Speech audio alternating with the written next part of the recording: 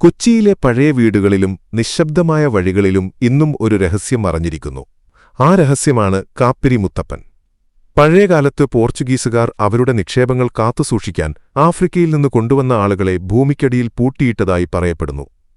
കാലം കഴിഞ്ഞു അവർ ഇല്ലാതായി, പക്ഷേ അവരുടെ ആത്മാവ് അവിടെത്തന്നെ തുടരുന്നു എന്നാണ് വിശ്വാസം.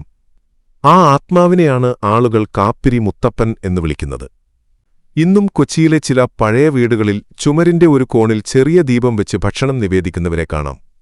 അത് ഭയം കൊണ്ടല്ല, ഒരു ആദരവാണ്. കാപ്പിരി മുത്തപ്പനെ സന്തോഷിപ്പിച്ചാൽ ഭാഗ്യവും സമ്പത്തും ലഭിക്കുമെന്നാണ് വിശ്വാസം. പക്ഷെ അവനെ അവഗണിച്ചാൽ പ്രശ്നങ്ങളുണ്ടാകുമെന്നൊരു പേടിയും ചിലർക്കുണ്ട്. രാത്രിയായാൽ ആ വഴികൾക്ക് ഒരു വ്യത്യസ്തമായ നിശബ്ദത ഉണ്ടാകും. അവിടെ നടക്കുമ്പോൾ ആരോ നമ്മളെ നോക്കുന്നതുപോലെ തോന്നും എന്നാണ് ചിലർ പറയുന്നത്. ഇത് വെറും കഥയാണോ അല്ലെങ്കിൽ സത്യമാണോ എന്ന് ആരും ഉറപ്പായി പറയാൻ കഴിയില്ല. പക്ഷെ ഒരു കാര്യം ഉറപ്പ്, ഈ കഥ കേട്ട ശേഷം കൊച്ചിയിലെ ആ പഴയ വഴികളിലൂടെ നടക്കുമ്പോൾ ഒരു ചെറിയ ഭയം മനസ്സിൽ തോന്നും.